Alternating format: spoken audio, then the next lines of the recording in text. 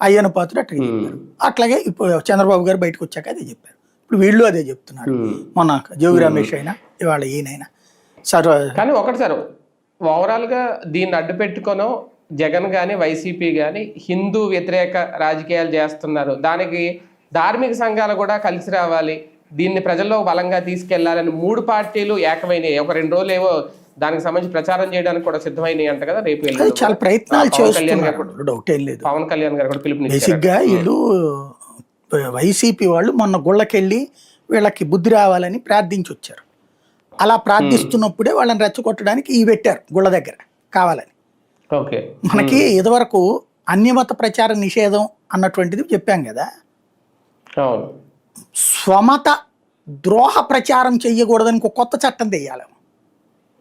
గుళ్ళ దగ్గర ఎతికిచ్చారు. గుడి ఇదివరకు ఏంటంటే అన్యమతం వాళ్ళు వచ్చి నీ దేవుడు తప్పయ్యా అని రాసేవాళ్ళు. ఇప్పుడు నీ దేవుడిది ప్రసాదం తప్పు జరిగింది అని వీళ్ళు మన గుడి దగ్గరే పెట్టారు పోస్టర్. అక్కడ జరిగిపోయింది అది. దానికి అది వాళ్ళ కార్యక్రమాన్ని ఇట్లా డైవర్ట్ చేశారు కదా. ఇప్పుడు వీళ్ళు గుళ్ళకి వెళ్తున్నారు. మంచిది. ఈ విధంగానన్నా ప్రతి ఒక్కళ్ళు గుడికి వెళ్ళి కాస్త దండం పెట్టుకుని స్వామివారి ఆశీస్సులు తీసుకుని ఆ దేవుళ్ళ దగ్గర కాస్త ఆ అర్చకులకి ₹1 డబ్బులు వేస్తారు. గుళ్ళకి ఆ విధంగానే మంచి జరుగుతుంది. కానీ దాంతోపాటు ఇంకో మంచి